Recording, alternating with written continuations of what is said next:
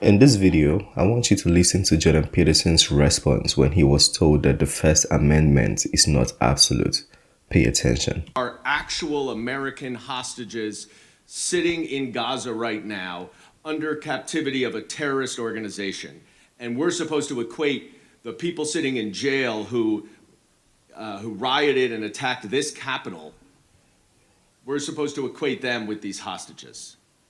Mr. Chairman, you continually say that it used to be that both parties agreed with the First Amendment.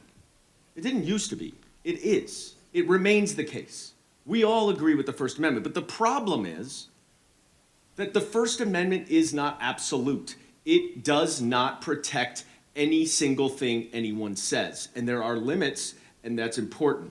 And what this committee has been trying to do for the last year and a half is to chill the federal government from monitoring what is going on social media and otherwise out there, so that misinformation and disinformation can run rampant in on Elon Musk's social platform and every other social platform, so that the Republicans, can benefit from it in November's election. That is why this committee exists. The time of the gentleman. And we have gotten no evidence to support any of these allegations. And the ones that serve in this very chamber, they're not even hiding it anymore. They're saying the quiet part out loud. They want dependency, they want control.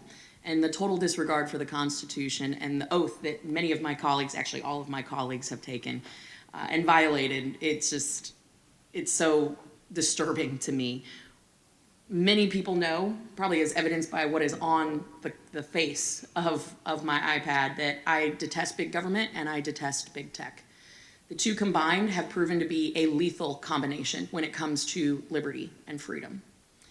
Because quite frankly, we know that the MO of big tech and big financial institutions combined with big government, it's to erode and evade Americans' constitutional rights. And we're here today because of a blatant Fourth Amendment violation, where big banks colluded with big government to turn over data that didn't belong to them to target Americans, innocent Americans. Because in this country, it is still a fact that you are innocent until proven guilty, despite what everyone is trying to do and flip that around. Now, Dr. Peterson, it's good to see you again.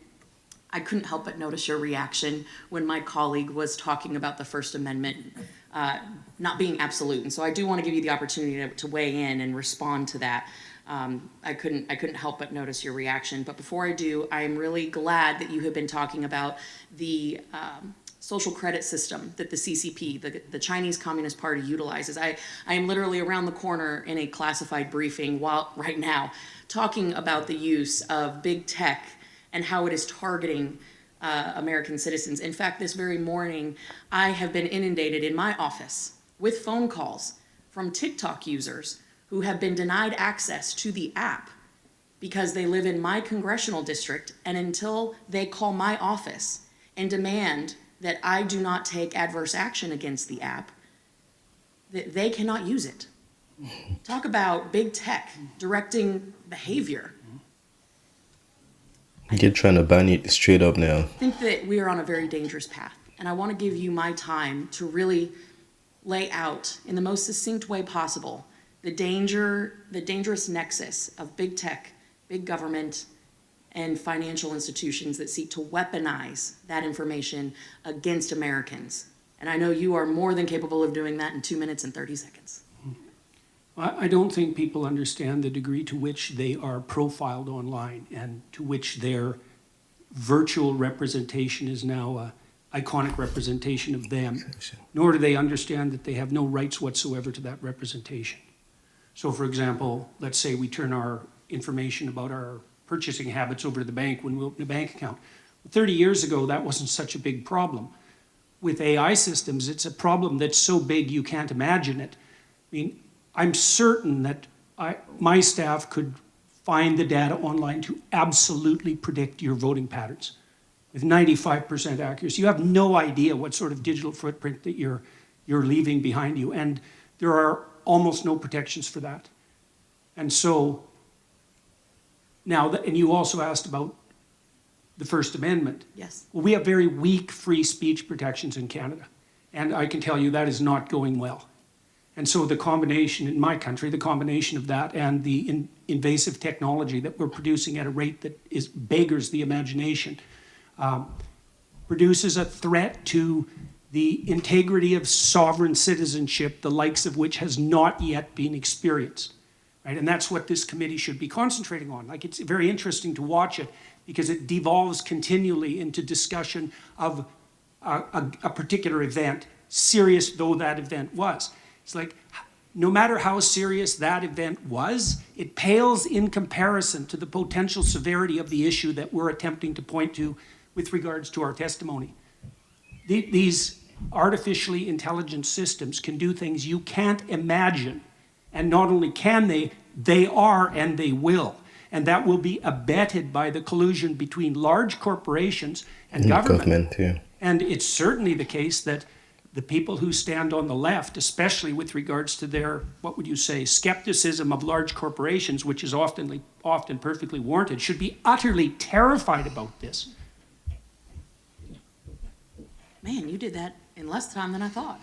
Well, I had to get it right once today. No, I appreciate that. And I think you have seen it front and center. Certainly, we all watched in horror as the truckers' bank accounts were seized, were shut down, who protested the man. With regards to that, I just heard, pardon me, with regards to that, I just heard the order that came into place during that time was usually what they have to call when there is an emergency or a war in Canada.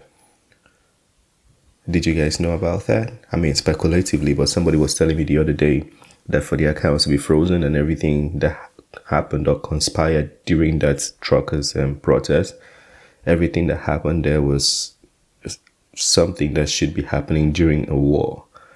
I don't know how true that is, but let me know. I should go read about that. Actually, now that I remember, I'll read about it and I'll bring it to the channel. Mandates.